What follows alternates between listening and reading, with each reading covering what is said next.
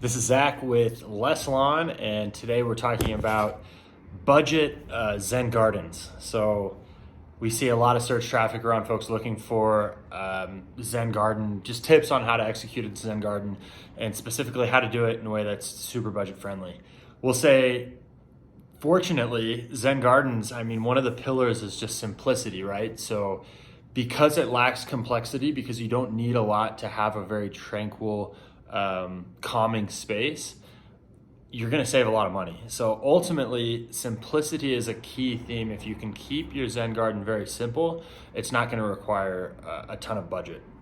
So first things first, start with the basics, and you can always add as you go on. So I think I would start with just laying down gravel or sand, using maybe materials that you already have. So if you have a tree or you have some rocks on your property, find a way to integrate those into your Zen garden versus trying to manipulate your space to fit what you're trying to make work. So start simple, start with just sand or gravel, rake it out, and then maybe lay in a few additional materials that you might already have. The other piece is consider using recycled materials. I think a Zen garden can have personality, right? Obviously we want it to be really minimalist and really clean, but that's not to say you can't go to Goodwill potentially, or you can't go to kind of a recycling center and find really unique features that might add some value to your garden. And again, I've got the article up right here on my screen. If you scroll down, you'll see the article there. I just want to give a very high overview, so excuse me as I scroll through here. So again, texture is really important, right? I think start with the bare minimum, so you might want to start with gravel or sand, but then you can find river rock, right? You can find maybe a log or something, right? Or a big tree branch, something like that. Work with the materials that you have and make sure that you have texture, because that's going to add some visual interest without breaking the bank. I think where we see the opportunity to spend a lot of money is when you start adding maybe a waterfall, right? Or a pond that you need to circulate water through consistently. That's not to say, again, you can't go to Home Depot, pick up a $50, $60 bird bath. That's one way to add water, right?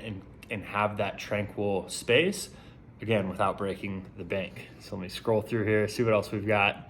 Other things to think about, lighting. So I think it's really nice if you can use your spaces, your outdoor spaces, during the day, and then obviously at night.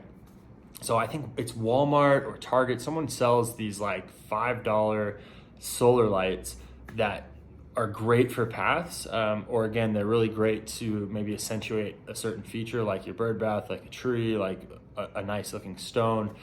Consider adding some of those solar lights, and that's gonna help dress up the space at night. And lastly, let's just talk about the steps it takes to do this. So obviously, if you want to save money, it's something that you're going to want to do yourself. So it starts with laying your foundation.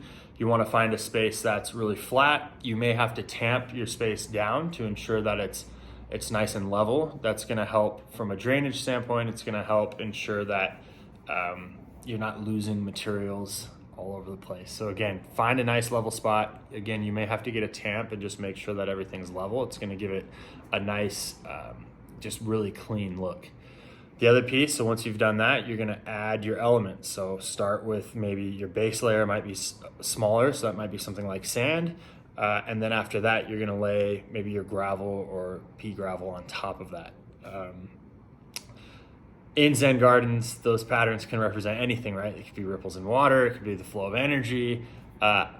Personally, I think it's just a nice thing. I don't get into the representation of certain things, but hey, there's a lot of folks looking for this, so I'm sure there's a lot of reasons why people have it.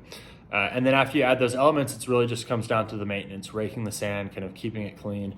I think with a Zen garden, part of the tranquility comes from the maintenance of it, right? I know there's Buddhists that when they're raking the Zen garden, that's all they're doing, right? They're totally in the present. So I think that's true of any landscaping or any gardening, but it's especially true when we talk about a Zen garden.